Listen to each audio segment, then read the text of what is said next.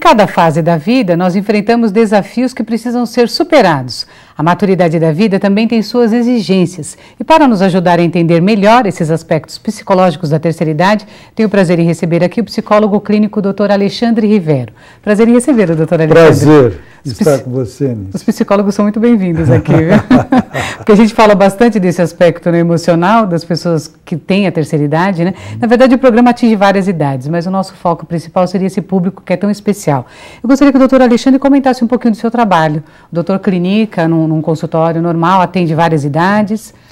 Nós estamos há 27 anos no bairro do Ipiranga, no mesmo endereço, na Rua Bom Pastor. E nós temos um trabalho no consultório, onde toda a parte preventiva do consultório é feito gratuitamente. Entendendo-se por parte preventiva, palestras, plantão de psicologia, e nós temos parcerias com diversas instituições do bairro do Ipiranga. A FUNSAI, a Fundação Nossa Senhora Auxiliadora, nós temos parceria com o Lions Club, Rotary Club, Subprefeitura do Ipiranga. Então, várias instituições que prestam serviço à comunidade. É um consultório comunitário. Que bom, né? Precisamos de mais consultórios comunitários aqui no Brasil, né? Isso. Pessoas que estão dispostas a ajudar outras pessoas, Isso. né? Investir, não é, na medicina, na psicologia, na fonoaudiologia, lá nós temos fono. Preventiva, né? Isso Entendi. É importante. Agora, o doutor também faz um trabalho de reabilitação das pessoas que passaram por problemas como... Estão passando, né? Mal de Alzheimer e Parkinson. Isso. Também. No nosso consultório, nós temos uma área de trabalho que nós chamamos de reabilitação cognitiva. Então, certos tipos de demências, demência vascular, Alzheimer, Parkinson. Então, existem...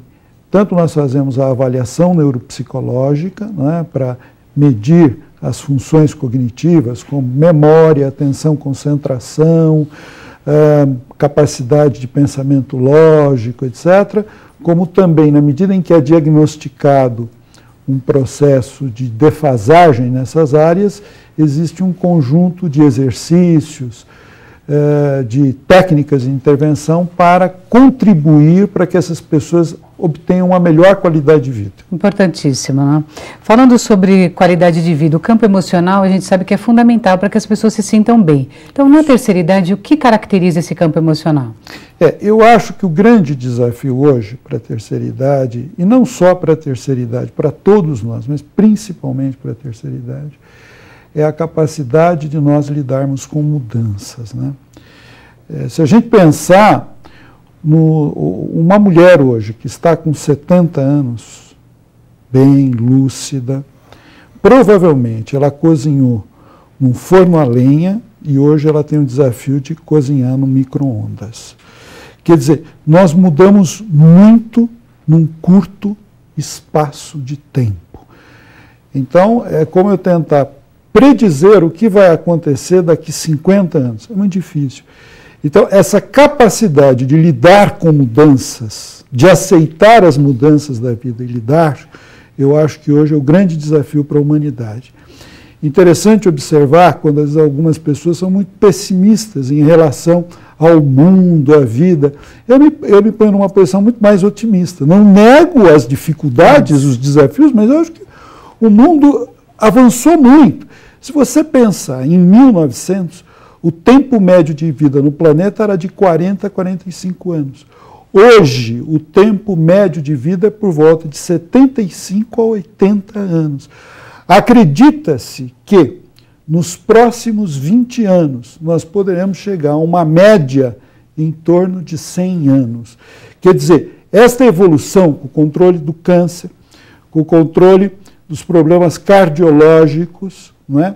E das doenças infecciosas, nós estamos avançando para uma longevidade. Isto vai depender muito da capacidade de lidar com mudanças. Adaptações, a pessoa vai ter que se adaptar sempre, né? O filho que casa, o neto que surge, a mudança de endereço, o dia a dia. A vida mudar profissional, hábitos, né, que aposenta. Vida profissional. A pessoa quando aposenta, eu acho que é uma mudança muito considerável. A saída dos filhos de casa também, mas a aposentadoria eu acho que é uma mudança muito significativa, né? Sem dúvida nenhuma. Então, pensando sobre isso, quer dizer, a pessoa que chega na terceira idade, ela é mais vulnerável, quer dizer, ela tem maior dificuldade para lidar, ou assim, ela já era uma pessoa que a vida dela inteira já era uma pessoa mais difícil de se adequar? Quer dizer, o senhor vai encontrar na terceira idade pessoas que também têm facilidade, se adequam rapidamente a um novo papel, uma nova função. A vida, toda ela fala de aprendizagem, né, Nice? Há um conceito em psicologia, em neuropsicologia, que a gente fala em plasticidade cerebral. O cérebro é um órgão capaz de construir novas redes, novas sinapses, de mudar, de alterar. Então nós temos uma grande capacidade de lidar com mudanças. Agora, é bem verdade que no início da vida, esta plasticidade, essa capacidade de mudança é muito maior. Com o passar da vida, mesmo biologicamente, a gente tende a manter mais os nossos comportamentos, os nossos hábitos. Mas tem muito a ver com o que você mencionou. Tem muito a ver com o estilo já da pessoa, o estilo cognitivo, a personalidade da pessoa. Se nós construirmos crenças de que mudar é bom, de que eu posso sempre tirar algo positivo, um proveito naquela... As crises, muitas vezes, são alavancas para a gente crescer. Se não houvesse crise, como que eu desenvolveria a minha inteligência? Não é? Se tudo corresse igual, como que eu desenvolveria a minha capacidade de pensar, de buscar solução, de me abrir para outras pessoas? Não é verdade? Eu ia ficar estagnado. Então, se nós começarmos a criar um clima de crenças, pensamentos nessa direção de que deixa eu tentar ver o lado bom disso que eu estou passando. O que eu posso ganhar com isto? Não ver crise como fim de túnel, como desafio. Se eu começar a ter esta percepção, provavelmente eu consiga lidar melhor com as mudanças. Você vai abrir os caminhos da sua mente, né? Vai poder enxergar alguma coisa positiva sempre, no final de cada história, né? Agora, exige-se muito das pessoas que têm bastante experiência, já que elas têm a experiência, que elas têm o conhecimento, então que elas superem mais rapidamente os problemas emocionais. Então, se perdeu alguém da família, a pessoa diz, não, você tem que entender tudo, e a gente sabe que o luto tem, por exemplo, um problema, a pessoa tem um tempo para poder digerir isso. E exige-se mais, eu acho, que dessa pessoa da terceira idade, até por conta de ela já viveu tantas situações, por que agora ela está tendo dificuldade de lidar com esse casamento do filho, né, ou com essa aposentadoria? Então, é uma exigência muito grande, né? Isso. É o preconceito, né? Quer dizer, na verdade, por mais que a gente colecione um patrimônio na vida de experiências que realmente nos é útil, nos é adaptativo, mas, na verdade, certas experiências, elas são únicas, certos momentos, é o que você está dizendo, momentos de crise que nós vivemos, que implicam em dor, implicam em readaptação. Não é? Então, evitar esses rótulos. Na verdade, nós somos pessoas, todos aqui aprendendo, procurando ser felizes. Não é? Então, sempre que a gente pode se libertar desses rótulos, eu acho que é muito positivo. Falando sobre os limites físicos, que são inerentes aí às pessoas mais maduras. Então, existe uma limitação, até de locomoção, às vezes até de pensamento, financeiramente. Então, vários limites que vão aparecendo e que podem, de alguma forma, dificultar a vida dessas pessoas no campo das emoções? Sem dúvida. Primeira coisa, é importante ter consciência dos seus limites, perceber os seus limites com clareza. Segunda coisa, procurar superar esses limites. Alguns nós vamos conseguir superar, insistindo, procurando profissional adequado que me ajude à superação. Terceiro, existem limites que nós não conseguimos efetivamente superar e que nós precisamos compensar. Vou dar um exemplo disso. Por exemplo, a memória, com o correr da idade, há um declínio na performance dela. Normal, natural. Não preciso estar adoecido com Alzheimer, ter uma demência, nada disso. Mas há um declínio esperado. Eu preciso buscar formas de compensação. Por exemplo, uma agenda. Eu anoto. Anoto o que eu fiz no dia para poder depois rever. Isso é um exercício maravilhoso para a memória. Então nós precisamos buscar formas de compensação. O computador hoje é uma forma maravilhosa de compensação. Se eu tenho uma dificuldade de me locomover, eu tenho algumas limitações, puxa, na internet nós podemos navegar por tantos espaços, conhecer pessoas, instituições. Então, buscar formas de compensação. Esse é uma preocupação que o trabalho de reabilitação cognitiva tem. Ajudar o idoso a construir pontes de compensação. Eu achei muito interessante esse comentário do Dr. Alexandre, que é exatamente sobre esse aliado, né? Que o computador, na verdade, é um aliado das pessoas da terceira idade.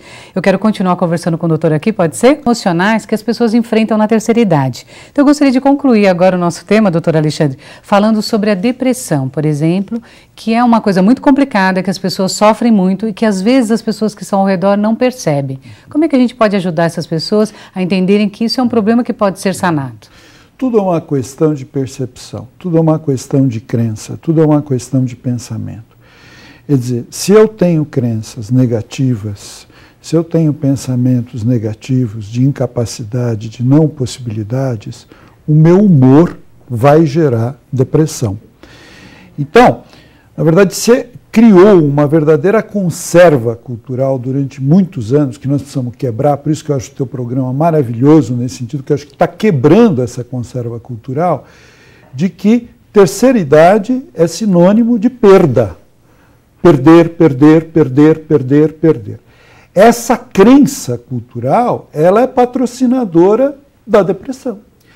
Quando você abre matérias onde você mostra as possibilidades e os ganhos que nós temos na terceira idade, que são muitos, não são poucos, possibilidade de liberdade, possibilidade de realizar aquilo que eu adiei porque eu precisava trabalhar num trabalho profissional formal, possibilidade de namorar, possibilidade de conhecer novos amigos, possibilidade de me dedicar à religiosidade, enfim. Quando eu começo a apreciar sobre o olhar otimista das possibilidades, eu tenho coragem de renascer e dar um novo sentido para a minha vida, eu venço a depressão, sem dúvida nenhuma. Então, falamos exatamente, quando estávamos nos bastidores aqui, falamos sobre essa matéria que a Maria Alice fez, né?